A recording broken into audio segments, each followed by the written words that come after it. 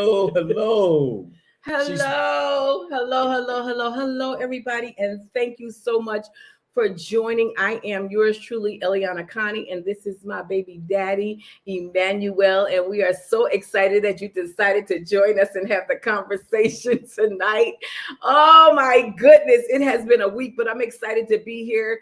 I want to say thank you to those of you who continue to check in with us and who join the conversation, who watch us on live, who continue to encourage us and send us kind words. We want you to know that we so appreciate it.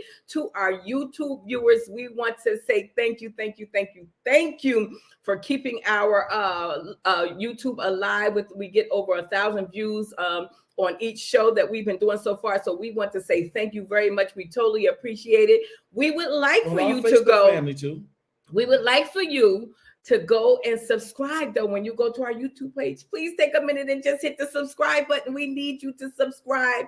So if you could possibly do that for us, we would greatly appreciate it. And yes, we appreciate our Instagram followers, our Facebook family who's here with us every week. Some of you come every week faithfully, but to those of you who always go and check us out on the replay, we want you to know that we thank you so very much for always going back and checking us out on the replay and hitting us up on email and encouraging us and with your own personal text. I just want to say on behalf of us, the both of us, thank you so very, very much. I am just jumping in. I literally ran in the door, took a shower, got dressed, and had to come on this live because I had to take my fat self to the gym because I was away all last week. Why you say that? And I was away all last week. I ate like I was crazy. I was in New Orleans, y'all. Oh my goodness. No, and they have the best food, right? So I was just eating, and I had to go to the gym.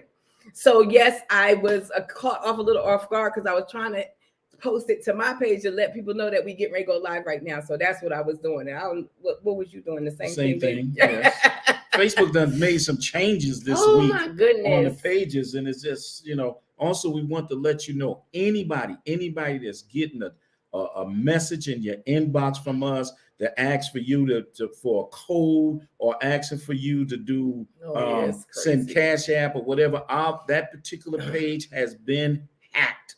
That's right. They are scandalous out here. They are scandalous bandits. And I pray that Facebook security track them down. But please, it's been hacked. Do not accept any requests from them. If I'm going to ask you for some money, I'm going to call you directly and have you call me personally. I don't know how they doing this, but these bandits got to stop. But we're going to move on with this discussion today. I'm sorry. Yes, so the discussion today came about. A lot of our discussions that we discuss is because we either get emails or messages or have a conversation with someone or through counseling. My husband and I do counseling. And so a lot of times, a lot of things come up even in those sessions. And we were having a conversation a few weeks ago, and we were talking with some friends of ours, and we were just talking about how raising our children in today's society has been a challenge. And what they were sharing with us was some of the challenges that they were experiencing even with their adult children. And we really had to let them know, like, you are not the only one. Like, you're not the only person experiencing this, going through this with your sons and your daughters. It's just what's going on in our society today. And we wanted to have the conversation with some of you. That's why I was trying to go ahead and plug you all in, because some of them, some people was like, bring me on. I want to say something on Facebook. But we don't have the ability to do that today, they said, because we really weren't prepared. But we will be doing that in the future. But however, if you would like to make a comment or ask a question, you can do that in the comment section, and I will be glancing up and down to see if someone has a question or a comment, and we will address it at that time. However, we wanted to jump right into the conversation. So my husband and I have 5 children. We have 8 children. We have a total of 8 children that we raised. I birthed 3 of his sons. I had a son of my own. When I met my husband, he was 9, and he had a son who was 2, 8 going on 9. I met my husband. 7 going on 8. Honey, no, we're not going to start. He was I 7 can't. going on 8. He was 9. I'm more accurate he with was dates 9. and times and stuff, so I don't know what she When my talking husband about. met me, when I met my husband in July. My son was turning 9 that September. He was turning 8. He was not turning 8, honey. We didn't know each other for a whole year. When we got married, he was already 9. Here we go. I mean, I can't calculate. I already know he was 8 going on 9. No, he wasn't. He was 9. I married you the moment I met you.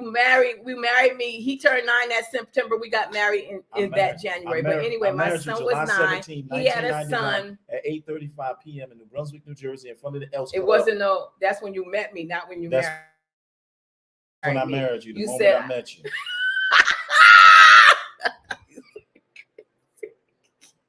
Okay, whatever. The moment I met you. I didn't play around. Married you the moment I met you. All right, baby.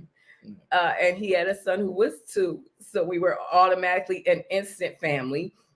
And then my husband, when I met my husband, I was good. I didn't want any more children, really. But of course, women, when you get married and a man, for the most part, if he's still live and vibrant, he wants to have more children. And so I had another child, and so we had our first child together. Immediately, I got pregnant like the next few days. You think I was gonna hold out? We had my son.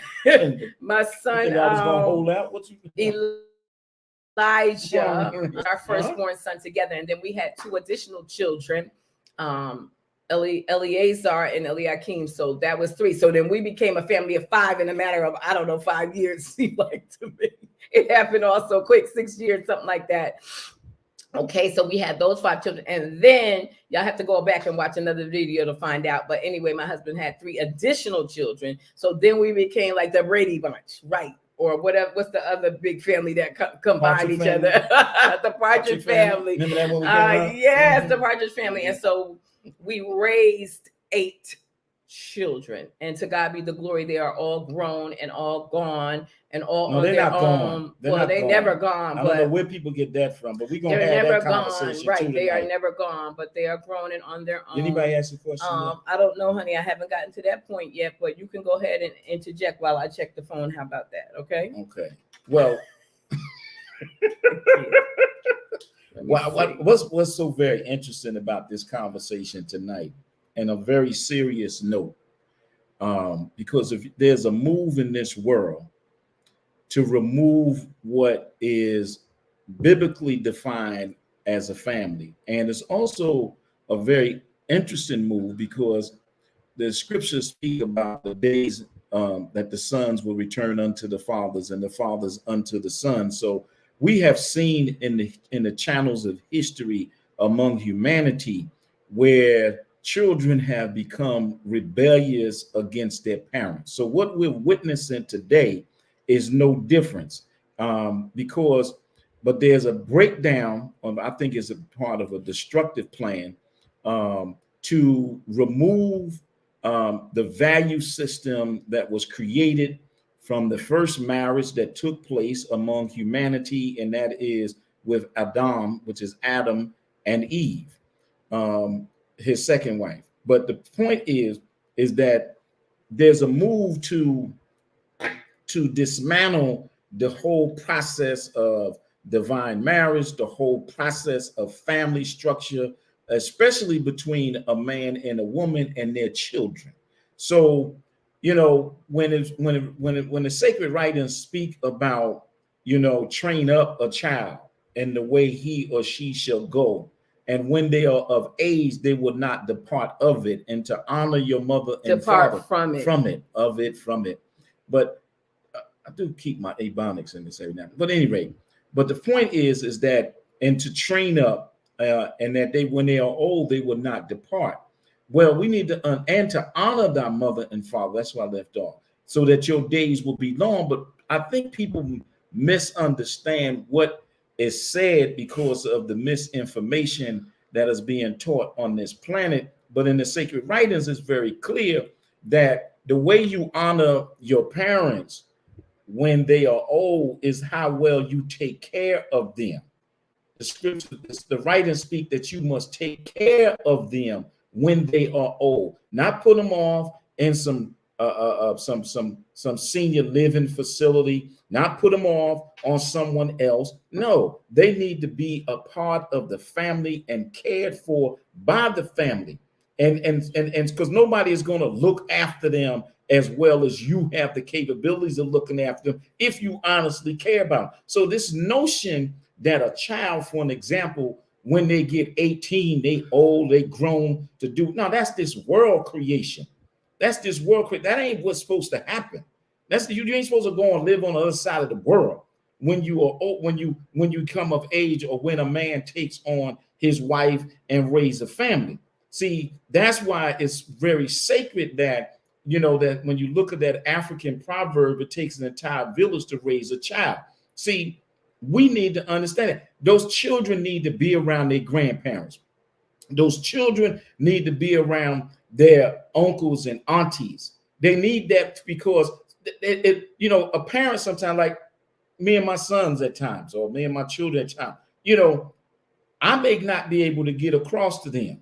But if there's another individual, or uncle or auntie or grandparent or grandfather or cousins around that are of that same good consciousness and seek good in their life, then they're going to deposit good into your children's life. So they're there to help counsel them and help direct them when they have certain challenges. And the sad thing is when you go to people who don't uphold the same value system that your family holds, and your children end up listening to some Johnny come lately individual, and then they impart in them what they lack in their understanding, and then therefore they start to say, I'm gonna think for myself, I'm gonna do my own thing. You're always trying to control me. You never support me. You never support me when you don't support whatever I want to do. Now, if what you want to do is idiotic and I still don't support you, now all of a sudden I don't support you.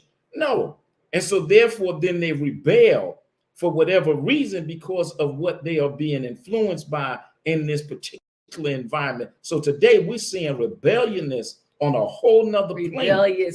Rebelliousness on a whole nother plane. So something I wanted to say, honey, before we go into that, because you said something that's very important, is that when your parents get elderly, and if you are able to care for them inside of your home, we should do that. And it's interesting that you said that, because my girlfriend and I were having a conversation a couple of days ago, and she was saying how she only has one child, but she's saying how she has already put in place, and this is a lot of things that we don't do in our African American community, is put in place, how she has put in place how her son will be able to care for her from their home or wherever he lives or whatever happens, because she will make sure that he has the finances to be able to do so, because it's costly to be caring to take care of someone, even in your own home, your mother, your father, whatever.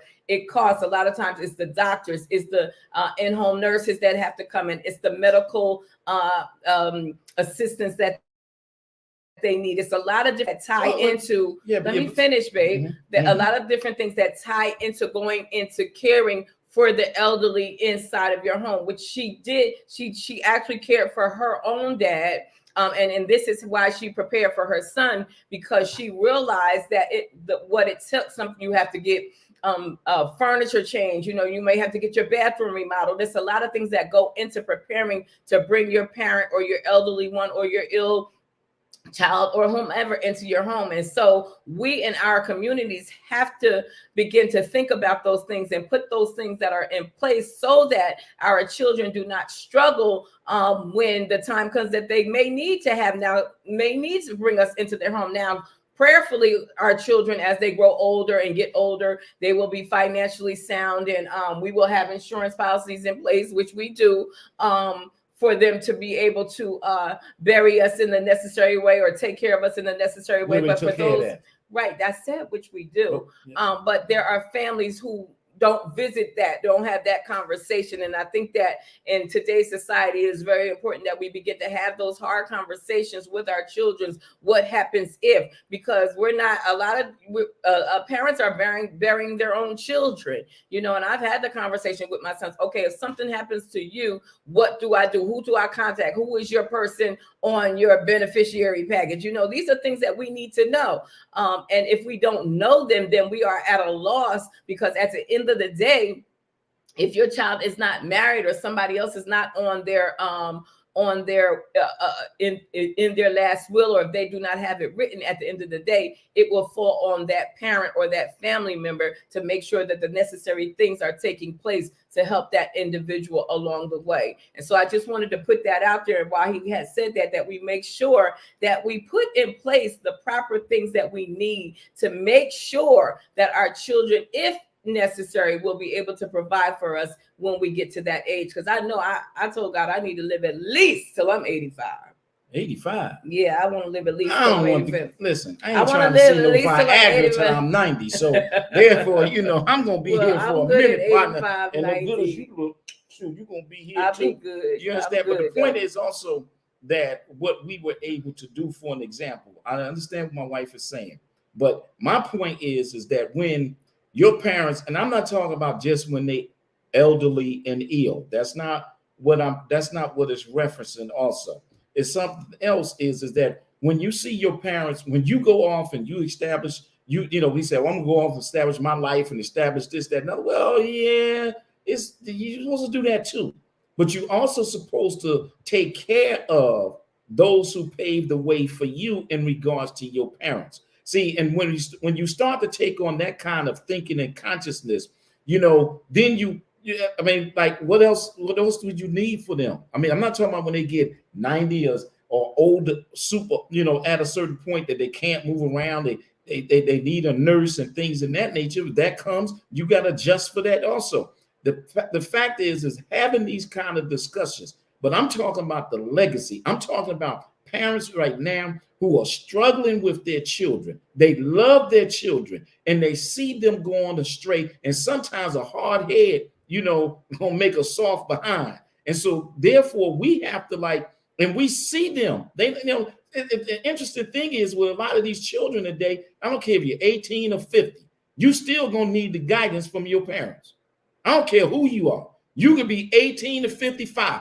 As long as you are a parent on this planet, and as long as you have a parent on this planet, you will need your parent before your parent needs you. And the one thing that you will never be able to outmaster them on, and that's life experiences and wisdom. So the point I'm making is that when your parents is only going to look after your best interest. They ain't going to never tell you nothing that ain't good for you. Parents is never going to tell you. Well, you might not want to hear. We have some, honey. We have. I ain't talking about irresponsible. I know. Okay, I mean, just say that, because we have some kids who have their grandmas or their aunties or their uncles raising them. So when we say parents, I'm talking about who's ever raising you, who's ever that too, gearing you, who is a part of your village, because a lot of times, you know, children have their parents are deceased. You know, you have children who've been in a foster care system that are adults now, or young adults and things of that nature. You can add that in there. So I just wanted to, you know, so whoever that person is, whoever that mentor is, that auntie, that village, whoever is a part of your village, those are the people he's talking or speaking to, that you should do these things and acknowledge these things for. So I just wanted to put that out there to give clarity. Good. Did we get any questions yet? No questions so far. Are we live? We are live. And nobody said that. I know. I don't know. Maybe they that's quite unusual, but it's all good. We'll continue to have the conversation, and we will continue to talk about it, the things that we address. So here's something that I definitely wanted to bring up with reference to fathers and their sons, because the couple we were speaking to in particular has sons, right? And so the dad was saying that his son seemingly has to have this thing that he is entitled, right, to everything. Like it's almost like he don't have to work for anything. You know, he wants his parents to do everything for him. And then on top of that, when they don't do it, or if they give him a correction or say something to him, then he wants to be disrespectful. And I think that that is a problem even in two-parent. I'm sorry, I don't mean to be shouting. I think that that is even a problem in two-parent households. It doesn't even matter if it's a single mother or a single father raising children, or if it's daughters and mothers and daughters and mothers, or fathers and sons. I think that what has to happen is that we as a community need to understand that you are not alone. And that's what we were trying to tell him. We were trying to tell him, you're not the only dad who's experiencing this with his son, you know, because his son feel like, you know, well, I'm your only son, you know, I'm your heir. And so because I'm your heir, this is due me. You owe this to me. And, you know, just being rebellious and then talking back and then leaving the house and, you know, not wanting to do what you expect him to do or things in that nature. And I think that what we need to understand is that it's happening across the board. And I think that what my husband said is true, is that it's the society, it's the world that we are living in right now, where it appears to be that this generation of children happen to be very rebellious, and not just rebellious, spirit, but they have a sense of entitlement, like somebody owes them something, you know, like somebody was supposed to make sure that you know, they had this, that, and the other when they reached a certain age. And let me help us to understand something. In our communities, when we raise you to be upright young men and young women, and to go out into society and to provide and to look back on your community and bring back the good that you've done and that you've been taught, we've done our job. Like, we've done what we are supposed to do. So when you get to be 19, 20, 21, 23, 25, 28, you know what I mean? And you still feel like your parents owe you something.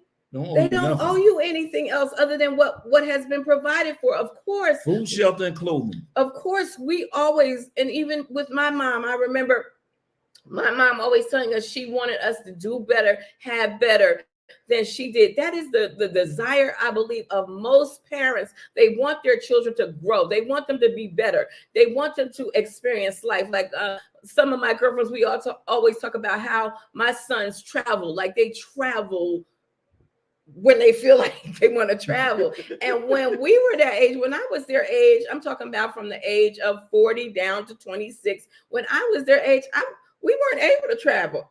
We didn't go to Florida. We didn't go to Spain. We didn't go to Vegas because we wanted to see a concert. And we didn't just be able to up and go travel to Israel like on our own. We weren't even thinking we're responsible about for that. doing that. We're responsible for that element in them.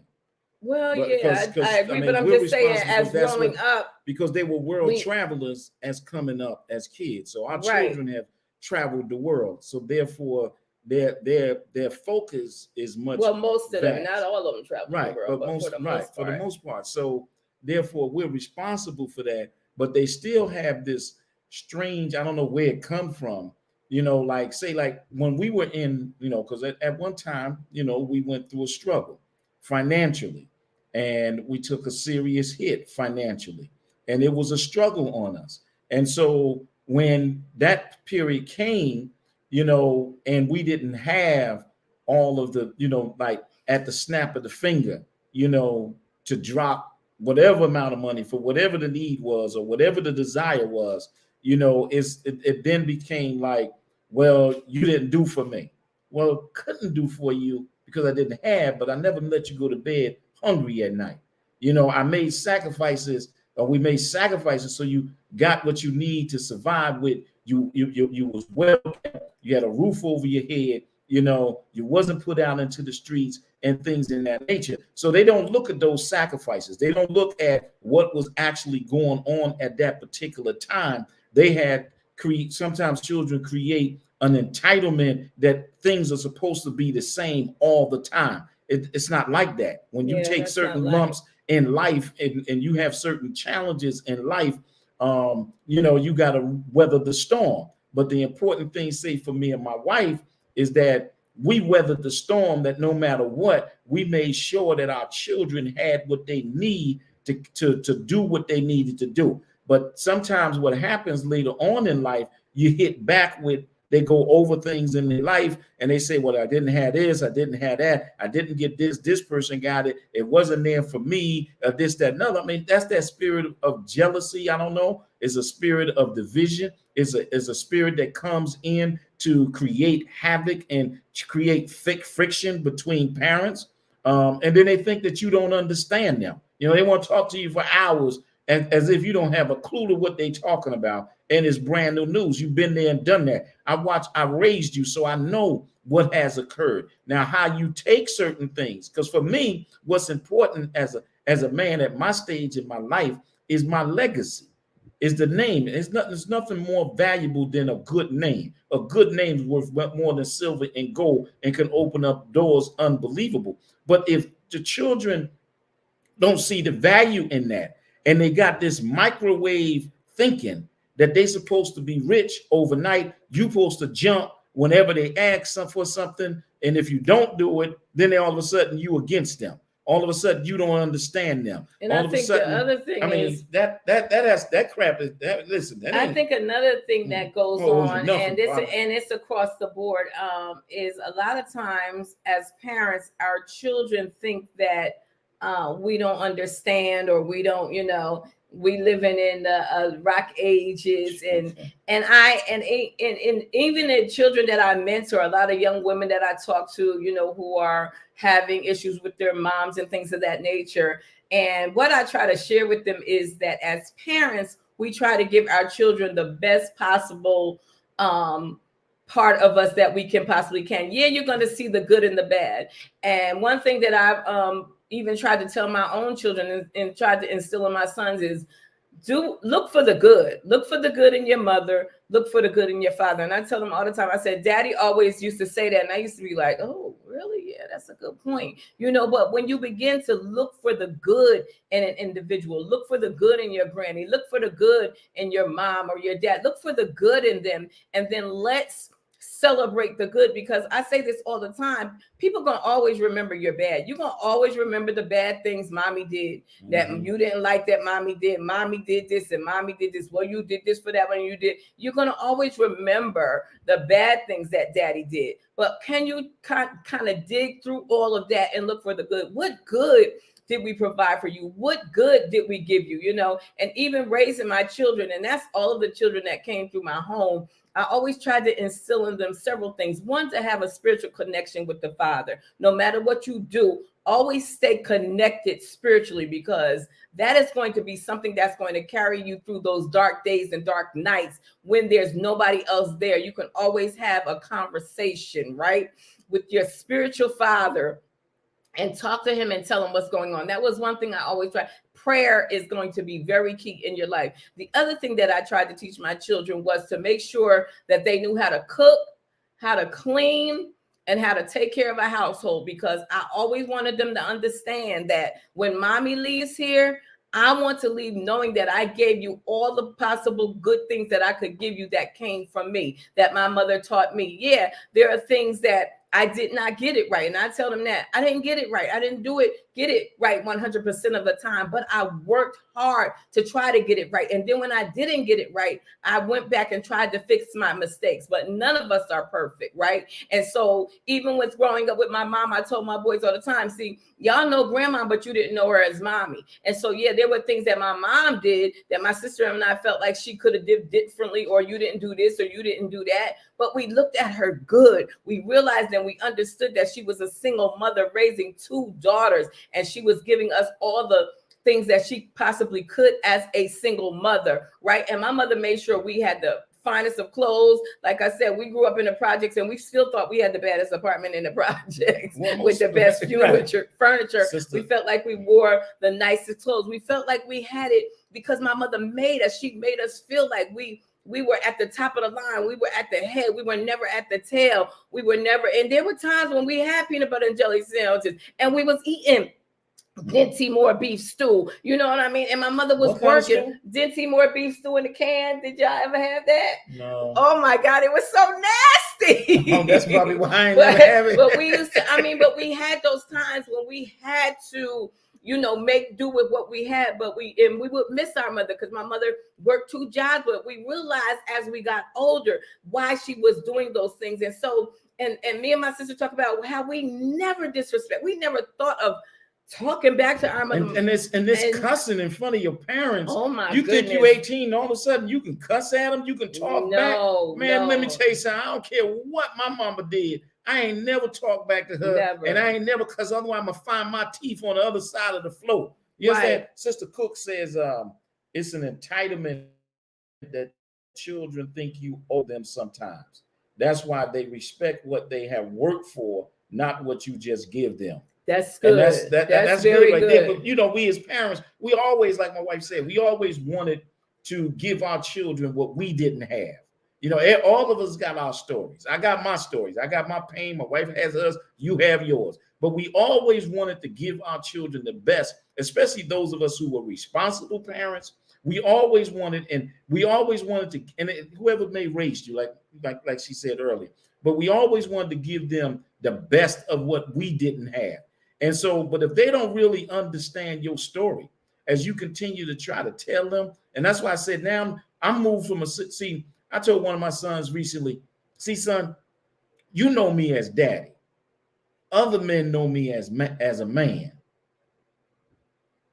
And as you getting older, our conversations are changing. So now you're learning some things about your daddy that you was unaware of because you took it for granted because it was daddy. Yeah. So then therefore you think you was comfortable enough that, and as a result of that, you missed a lot. So now now what's happening is being redeposited into you because you opening up your hearing and your eyes and you're listening. And that's the problem. When they stop listening and you want to think you grown, okay, I'm gonna still be sitting here, partner. Well, I think that I say all this all the time. I never stopped listening to my mother. I never stopped calling my mother and asking her for advice. I never, even when my dad was alive, I would call my father, even though I wasn't raised in a home with my dad.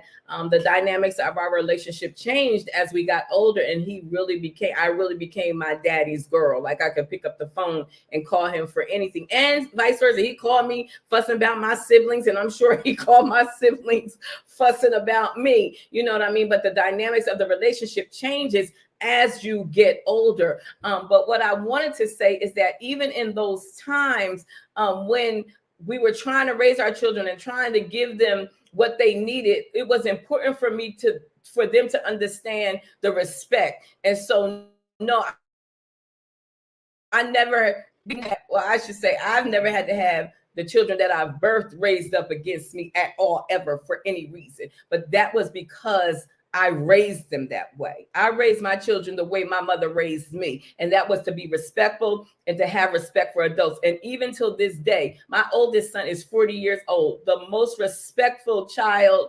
I mean, all of my sons, I'm just respectful. Like, I don't know what they do outside of my presence, but I know when mommy come in the room, they understand mommy is mommy. And even when I walk in the room and it might be all of them laughing, talking, hanging around, the conversation going to change because, they cuss and laugh and cheat you. But when I walk in the room, that conversation has to change. And I think that goes to how we raise them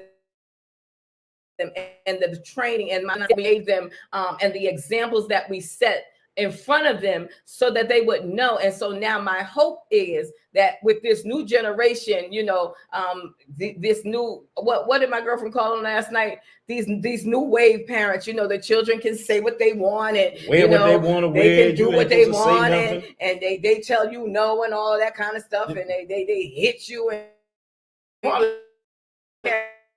as babies. No. And understand that the reason why a lot of these children are so disrespectful and think they so grown is because a lot of parents have basically, you don't share grown folk business with kids. You don't have grown folks business discussion around children. See, when I came up, I don't care. When grown folks was in a room talking, you go in the other room. I don't care if they come in there and take over the television and hold a conversation. You had to get your tail up, get your little behind up, and take it into another room. You don't have grown folks conversations. You don't have conversations with kids, and you should never try to attempt to be negative and speak negative about one of the other parents that you at odds with to your children. Because what's going to happen is those children are going to grow up. Not only are they going to dislike a parent because they getting misinformation, but then they're going to also think that they're grown enough at a certain point that they can have any conversation with you and talk back to you. And then when that happens, you don't like it. You don't like it then, but you like it, sister or brother, when you start bashing one of the other parents in front of the children. All of those elements contribute to what happens with these children when they become of certain age, of them being rebellious. I don't care if their rebelliousness is led from confusion. You understand what I'm saying? So you have to be very careful. And so that is something that has to be corrected. But the other thing is this: these kids today, I mean, she work in the school system. These kids today, and then they so disrespectful, and the parents know their child is a brat. You know that child is a brat. And then you're going to come to the school and you're going to cuss everybody else out and defend that brat that you know is a brat that's been acting like a brat. Now who yelling? Me, because I get pissed off about this. Because I witnessed a parent coming to the school in front of my wife, and I just happened to be there. And that parent was sounding off, talking about what she was going to do to the person who was talking to her on the phone. And my wife said to her, I was that teacher. I was that person you was talking to. Oh, really? Yeah. And so she talking about what she gonna do. I had my bag on, straps. I turned my bag around here because you ain't gonna do nothing to mine up in here, partner. I don't work for the school district. I slay you behind you, put a hand on it now. All right, big back. You understand what I'm saying? Okay, I'm just saying that disrespect. But when parents are performing in front of their children, disrespectful to other adults, then those parents, those kids, even if it's coming through learned behavior, is going to adopt that behavior and conduct. And to add to that, honey, even in our own household, I mean, we had to deal with that even here with your younger children, like the disrespect. And that's what would make me so angry sometimes, because I knew that my husband, I knew like his back was up against the wall, but I wanted him to discipline them. You know what I mean? Like put them in line, like straighten them out. But because hands were tied from their mother, then it was only certain things that he could do. And when we would talk about it, he was like, the difference is because you're going to support me. You know what I mean? You're going to, if I discipline our children, because our children got disciplined, and what? And I just felt like, but I think that it helped them because they're great individuals. They are great, great young men today. And so because they had that strong hand. What? You said a great young men. I was talking about my sons that I birthed. Well, I don't know. Your young lady, I could be her right now. So that's another discussion. I mean, because like, I ain't lying. I mean, you think you're grown when you think you're grown when you think you're grown. Why is my dress okay? Because I say all the time, if I had a daughter, my husband and I would be divorced because of that daughter. It's no question in my mind that I would have left him. If it's 5 girls and not 5 boys, I would have left him. Daddy's babies. That's all. They would have done no wrong, and it just would not no work. wrong in my So sight. God does all things well. Listen. God does all things well, because if you right about that, it probably wouldn't work. It wouldn't work. So, but what I was saying was that because he was that strong arm, he was the disciplinarian. I mean, I disciplined too. I was never the parent that said, you gonna when you wait till your father get home, I'm gonna deal with you right now before he even get here. He won't even know that we had this situation because I'm gonna handle it. But he was very much the disciplinarian, and my boys, my sons. Those older sons, they were scared to breathe around my husband. Like they didn't say nothing, It was what daddy say went, period. It was no discussion. So whereas the younger children, but when when the Well, younger children when you came got, along, but let me finish, babe. When the younger children came along, it was a totally different dynamic because there was another outside party. That's why I said when between me and my husband and I, it was a different household. But when the other children came along, then it was different because there were times when I wanted him to like, did you just let them say that? Did you just let her get away with that? Did you just let him get away with that? Like, you know, now I'm vexed in my spirit because first of all, you respect the king of my house. That's my husband. You're going to respect him regardless. I don't care what's going on elsewhere. When you come here, it's called respect. And so there was a lot of tug of war going on in that area because I knew that my husband deserved the honor and the respect that he was due him. However, he was not getting it because of the outside forces that were influencing, like he said, the thoughts and the processes and the attitudes and the behaviors of his children. And so when you have a household that becomes blended, it does become difficult to kind of try to raise a family to your beliefs, to your goals, to your desires for those children when you have outside influences. But I want to encourage those of you who do have those blended families, who are experiencing these kind of things. You have to have the conversations amongst one another, husband and wife, and talk about how can we best rectify the situation, because at the end of the day, love conquers all, right? And we have to be able to love our children even when they're disrespectful, even when they say things, even when their actions say something totally different. It takes and we always say parenting is not for cowards. It takes a very strong parent to be able to move past the pain, the hurt of words and things of that nature that come to them from their children, because we know that in that moment, we put things out into the atmosphere that we really don't want to say, but we say them in our anger and our hurt and in our pain. Our children do it, you know what I mean? And the parent does it as well, but we have to turn around and learn how to love and to forgive. And I'm still in the process of learning how to do that because it's some stuff that I just feel like ain't forgivable. Well, pray for me. Pray for her. Pray for her in that regards. But the point that I'm going to make on this too is that's why I always say this to my wife, Maisha, is that there's no greater power than the womb of a woman. And that's why women know that. I don't care if you be a good person, a bad person, you know the power. When that child disrespects you, one of the main things that women would say to him, I birth you and I'll take you out. I carried your behind for 9 months. See, that is a reality, because that womb can create a world of happiness for that child, and it can create a world of confusion and sadness.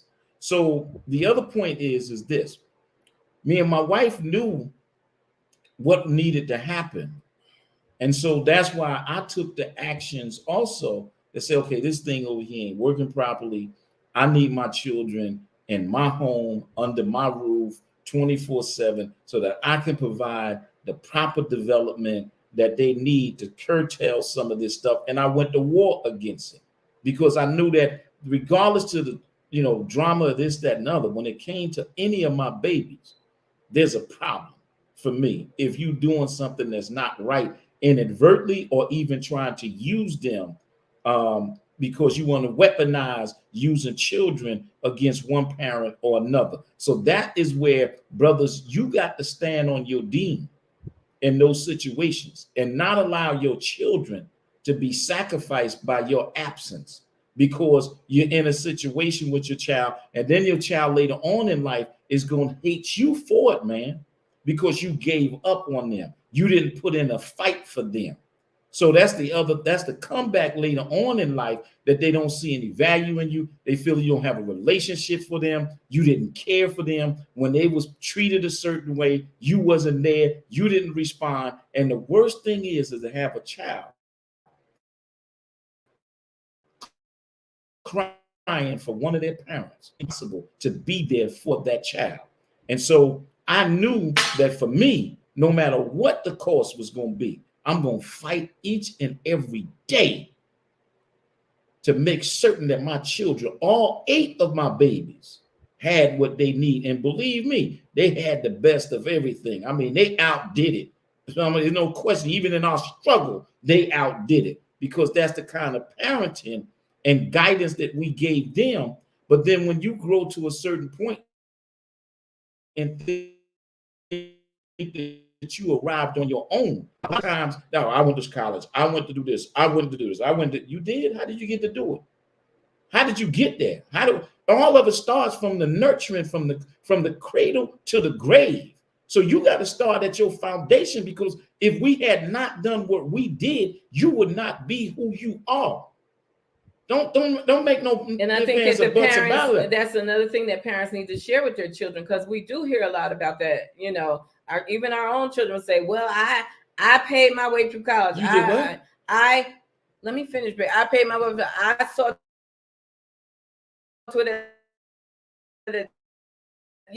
Yeah, you did you did your thing. Yes, you did. You know what I mean? Yes, you came out of college and you searched out your career, and now you're excelling it. Or you didn't finish college, your career searched you out, right? And now you're killing it. But what I want the parents to understand is that we celebrate you, and the children understand we celebrate that. But always remember that there was a foundation, baby. Don't forget where you came from. You had to be nurtured. You had to have somebody teaching you. You had to have somebody teaching you discipline, to sit down, come home from school, have your snacks, sit down, do your classwork. That is what carried you through to the next level of your higher education. And you got to understand, especially for our children, they ain't never known us not to be moving and making things happen. They ain't never known us not to be busy. They ain't never seen us say, I ain't doing nothing no more. They ain't never seen that. They have always seen their father doing it. They have always seen at one point they thought they didn't know what you was doing, because you was home all the time, and they was figuring, how did Daddy making this happen? So we for myself. we had our own business, and so even with that, we try to tell our children, no, Daddy wasn't sitting. You might have seen him sitting on the couch, but he was working. You know what I mean? Like, he wasn't just sitting on the couch watching TV. He was making it happen. And so I'm grateful, even today, with today's society. You know, several of our children are making it happen from the couch, because COVID hit, and then everything became virtual and all of that kind of stuff. Like, they were trying to figure out, like, Daddy, you gonna take me to school this morning in Bentley? Okay, what? We can take in a truck. No, Daddy, I want you to take me to school in Bentley. Okay, come on, I'll take you to school in the Bentley. You gonna pick me up? Yeah, I'll pick you up. Like, then they asked, like, well, wait, why? How could Daddy take me? How Daddy get this Bentley? Because I was working. All legitimate now. Understand that? All legal and legitimate. Oh no, I don't mess with that other stuff.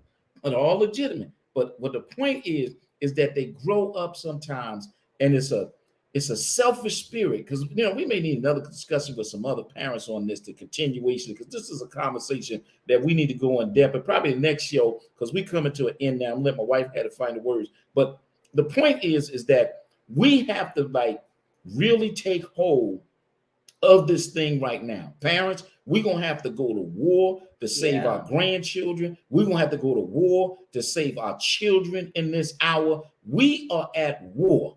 And so therefore, otherwise there won't be a legacy. Because what's existing today, it means that they ain't talking about carrying on a family name, carrying on a family legacy, but they want to idolize Gucci. They want to idolize Louis Vuitton. They want to idolize all of this stuff. What do you think these people are doing? Tesla, his father. You understand? The Rockefellers. You go on. They made a story about the Gucci family. Go and look. The Rothschilds. Look at them. Look who owns these major corporations, or these major department stores, and these major name brands that so many of our people are buying into. Those are family legacies, family wealth, inherit wealth that they continue to build. They didn't go to, these people didn't go to college to become, industries. You name it, all of the people of a lighter Well, I'm talking color, about whoever but they are. I'm just saying, but our children people are buying into it. But we do have African American families who look like us, who are even, you know, building legacy even now. A lot But of for them the mass, that are I'm talking about on a massive level, there are more folks in our communities that look like us that do not have that kind of wealth, but they are idolizing these brands. That's what it is, brand. But you got to brand yourself today. You got to brand your family and build on that brand and continue to build on that brand. That's what you have to do. And I think that I tell my wife all the time, I'm not my children. Listen, I have a family name. I'm gonna end on this. I told my children, I told my kids this. Listen, don't ask me what I'm leaving you when I leave here, and you still functioning, and I'm still functioning. We need to build something with me now so that you can carry it on. That way, if you build it with me now, you got a vested interest in it. You're not gonna blow it. But you're not going to destroy. What I'm looking to do is build something for my grandchildren and my great-grandchildren. Me and my wife's resting place, we already paid for. We paid for we own this, we got the certificate, we own our spot where we gonna lay. We got it all laid out. Ain't got to worry about nothing. Just wrap me up in a sheet, put my yarmulke on, and put me in the ground. That's all you got to do. The next day, 24 hours, period. Ain't no waiting for no 10 days. Ain't sitting in no refrigerator. Ain't doing none of that. But the point of the matter is, don't put no bomb and fluid in it. I ain't put no alcohol stuff in me now. You think I'm a down let you put some chemicals in me? But the point I'm making is this. So therefore, if you want to, the best thing to do now is brand yourself. Take that good name of your family and build upon that. Don't worry about these other folks because they're going to keep getting rich. They're going to give you a dime when you go see them. So you need to build something for you and your family and those within your reach and be a good example and help the poor and suffering and give to charity that's going to go directly to those that are in need. And in closing, I want to say this because we started talking about our rebellious children. At the end of the day, parents, we just showing an example. We got just like anybody else. As a community, the people who are viewing the conversations we've been having with people. We started this conversation talking about our rebellious children. And what I want to say to all of us parents who are out there with reference to our rebellious children, we have to, at the end of the day, love them, right? We're going to love them. We're going to encourage them. We're going to keep praying for them, keep trying to live the best example we could possibly live for them. And then I want to say this, the other thing is that we have to learn how to forgive. You know, we have to learn how to forgive our children. We have to learn how to forgive our parents. I read something one time on social media, and it said something to the effect, listen, children, forgive your parents. And so have you. Like, nobody's perfect. We didn't get it right 100% of the time, but to carry hurt and frustration and pain and anger and let that continue on and on and on. So now you're walking around, you're depressed, you're mad at your parents, you want a relationship, but you don't want the relationship. Same thing with the parent. You want a relationship with your child, but you don't want the relationship. Listen, let's forgive. And let's all give each other a clean slate. And let's love. I'm preaching to myself right now. I'm talking to me, okay? And I'm hoping that it will encourage you, that we will learn how to love regardless. Like, we love like God loves us, right? In spite of who we are, in spite of what we've done, in spite of the mistakes that we've made, in spite of the things that we've said. Let's love one another. And children, learn how to be respectful. Stop cussing your parents out. Stop telling them off. We are not on your level. Now, this don't happen. Not in my house, but I'm just saying to my children, even some of my friends' children, you know, y'all learn how to talk to your parents. Be respectful. You can say what you want. You can relate to what you want. And do it peacefully. And I say to the parents, learn how to respect your children. Listen to them, not just sit them in the room and make them hear you and hear you only, but let's have conversations with them, intelligent conversations, and hear their hearts and hear what they are saying. And then in turn, let us come to a common ground where we can move on and have great fellowship and great family. That's it. That's it. We love y'all. We thank you for joining us. We appreciate everything that y'all continue to do. Continue to love on us, and we're going to continue to love on you. Thank you so much. We will see you next time, right here on Marriage Motivating Moments, Facebook Live, and our date is whatever the date is, the second. August the 2nd. August the 2nd. August the 2nd, we will be going live again. Thank you for spending this extra time with us. We know we went over, but we always think it's important sometimes to just go over. So we love y'all. Thank you. Have an excellent week. We'll see y'all on August the 2nd. Marriage Motivating Moments. Bye-bye.